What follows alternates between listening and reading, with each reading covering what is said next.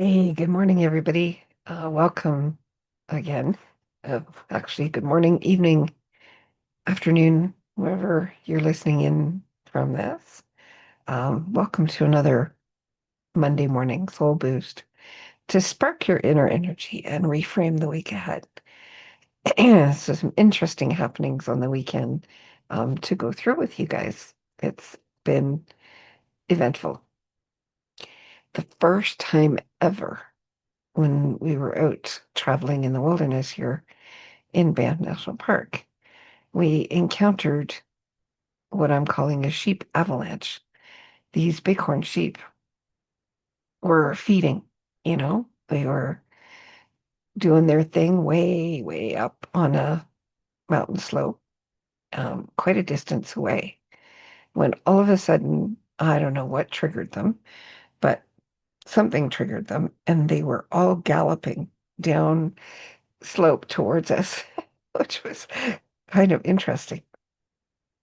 Not fearful. They all gathered on a roadway just above us, and they were all shuffling and so on. So some kind of um, jostling and so on. Kind of wondering what did we do that for? um, Event. It was rather fascinating, and so got to thinking that the sheep are herd animals. They depend on each other for survival, and that whatever triggered that avalanche of them galloping down the slope is a survival mechanism, but it's also sheep flock together and they act together and they react together. First time I've ever seen it, which was pretty fascinating. And it got me to thinking about human beings as herd animals because we are. We also flock together. Um, in many ways, we have different cliques and communities and um, groups that we join or feel part of and belonging. And we have some communities where we flock together, where we talk about different things, where we have different values that are consistent among each of the different flocks that we are part of, family flocks and business teams and other groups that we join and are part of.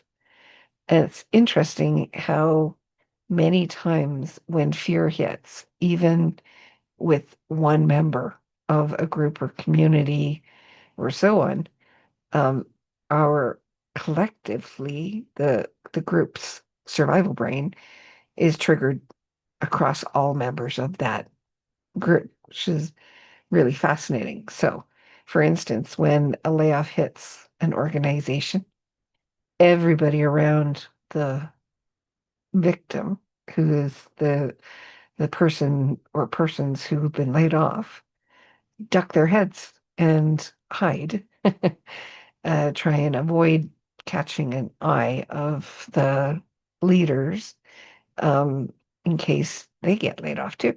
And I've experienced that and seen it a few times. And it happens not just with layoffs, but with targets. You're not meeting your targets. With marketing, you're not doing enough. You're not uh, posting enough. You're not doing what you need to do to attract those customers and do your marketing successfully. So, and that triggers our survival brain, which causes lack of sleep and causes indigestion. It causes a whole number of challenges in our lives because we are herd animals and we do depend on each other for survival. The whole system that we have set up in our social structures is set up for herd animals to work together and to survive together. So it's interesting that it got me to thinking a little bit further than that. is survival the only thing that we're working on here? And it's not. It's the primary one. And when it's actually life and death survival, having those herd responses and having that fear trigger that results in reactions of galloping downhill with the rest of the crowd is all about survival and surviving. And then, um, Sophia, you said this in the comments from the post on this subject earlier, is that first we seek to find out more. If we can go beyond just the survival reaction, we look at what are what's the whole situation about, what's happening, um, get a sense of what's going on. We learn about the situation and we tame down that fear and de-trigger the survival brain, and it allows us to actually use our prefrontal cortex and the thinking part of our brain. And once we listen enough and we hear enough of what's going on, these variety of situations, like my 8 layoffs, well, after the third layoff, I really started to listen and learn about the pattern and what was happening. What was I contributing to it? And what was I not a part of at all? And how could I do something different to leverage the layoffs, which I've been doing for years? And then I got to the point, because I kept getting laid off and kept experiencing disruptions in my life and my career.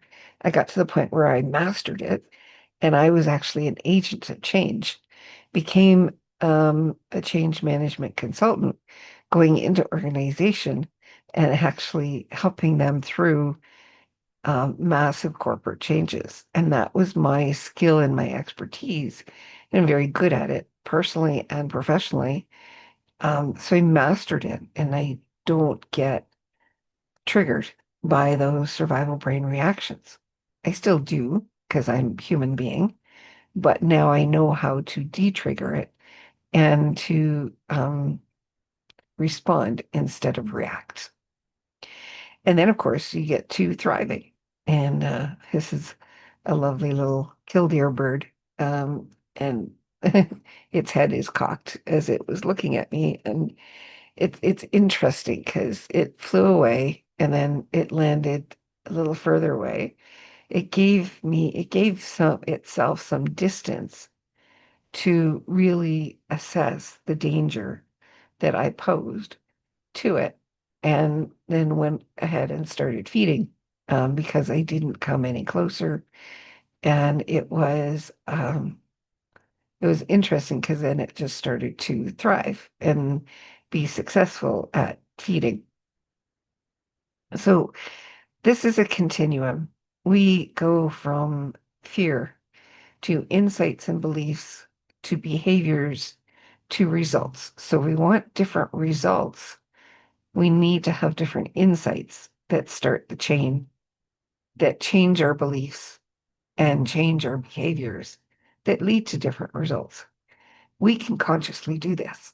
Our creatures, like sheep particularly, um, don't necessarily do this level of thinking. And so we have an opportunity to change our results and change the way that things turn out in the end by shifting from reaction mode to response mode and be response able to generate something different. So the question that I always have with my You're Not a Nail product and series of the classroom in the soul print community is like amazing. It helps people understand what the choice is that is available when fear hits, when you try to avoid something, or you panic. It's all about taking that stress and pressure and overwhelm and re-energizing it in new ways, relieving it, number one, and then having that shift of thinking, move along. Distrust being the worst that we can live in if we're living constantly in distrust. Our reactions are not going to help us in our soul print pathway or in our pursuit of happiness. They are only going to keep us stuck, reacting, survival brain reacting, on a constant basis. And what happens when we are in that fear, avoidance, panic, stress, pressure, overwhelm, distress loop constantly is, the results from that are misery, yet comfortable misery because we're familiar with it. You know, it's going to happen. It is. Well, is it? Is it something that we can maybe influence or change or have some responsibility towards for ourselves? Doesn't have to be for everybody around us, maybe a few others around us, but for ourselves. So instead, we can move to freedom, and we flip between fear and freedom all the time. And I created these, fear-based characters in my You're Not a Nail series, and this is Mr. Checked Out. And I created a deck of cards. This is the front of the card is checked out, and this lovely image of checked out. And the back of the card is the mindset that we're in when we are abandoning or avoiding a problem or challenge, and some of the actions that occur when we are doing that.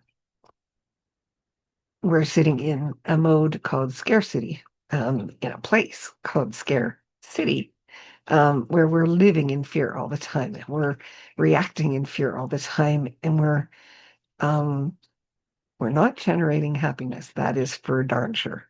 So, how can we do this in a different way? Like I said in the third layoff, I realized that that panic that I was being sent into because of lack of income, loss of identity, because, we identify ourselves, our personal selves, from the career that we're in.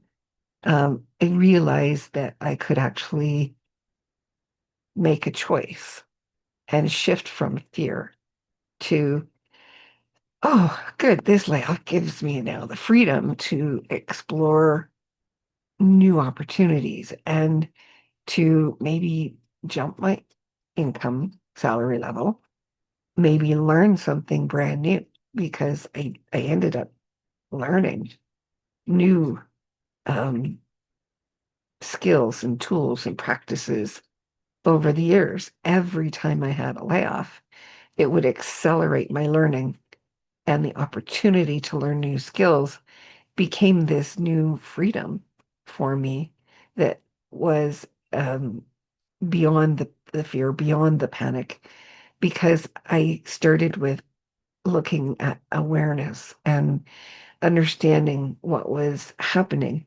to me during those circumstances. And I could see circumstances like that even when I wasn't laid off. When I was just working away at my career, I understood what was the dynamics that were happening around me and understood how I could leverage, the panic that was going on. And that's how I became a great change management consultant, because I could leverage the panic and I could help gain clarity, provide knowledge and information, gain knowledge and information myself to apply boundaries and increase my capabilities, which increased my inspiration and confidence to deliver even more, which is what I'm doing for you all now, is to actually inspire confidence and build boundaries through knowledge and clarity, and gaining awareness in the first place, which is how. I lead the You're Not a Nail whole series of practices and the soul print pathway are through step one, gain awareness. Look, listen, understand, gain clarity, then build your knowledge through some of the skills and expertise that I've learned over the years, so that you can consistently hold your boundaries and build your capabilities to inspire new confidence and new freedom in the way that your career, your life operates. And it's all about what choice you will make along the way, what choices you have or think you have or don't have, um, that actually leads you to happiness, to joy, to your soul print. So this is the Your Not a Nail series. And we have this chapter called the One-Way Highway, where we limit our choices because there's only one way. There's only one way to success. There's only one way. Our mindset, our mental model is that if we aren't, posting and consistently showing up on social media, we will never, ever, ever win our game.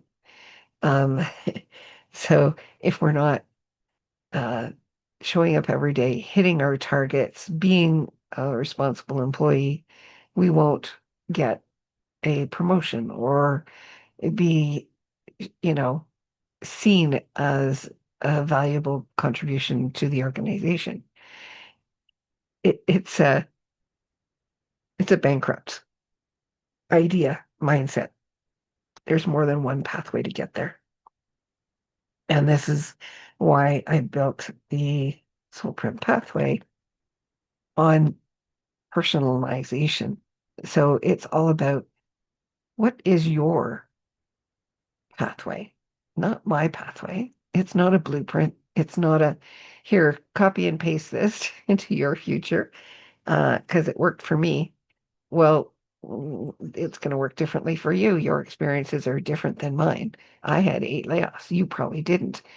Or if you did, cool, awesome. It's follow the pathway that actually works for you. There is not just one way to success. There are multiple different ways on the highway to get there. And we have a couple of little characters that I use to demonstrate the mindset is Captain Simplefly, who's also always trying to simplify everything. Just keep it simple. Just make it, keep it simple. Stupid, right? Is the whole methodology and the mindset, which works to a certain degree. Definitely works for survival brain.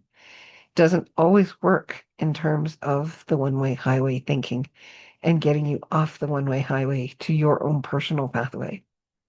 And of course, then there's Polly Preen, character that I've met many times, who is all outward visibility, um, and has a very persistent, consistent pathway of her own, which is fine for her, but doesn't always work for people around her.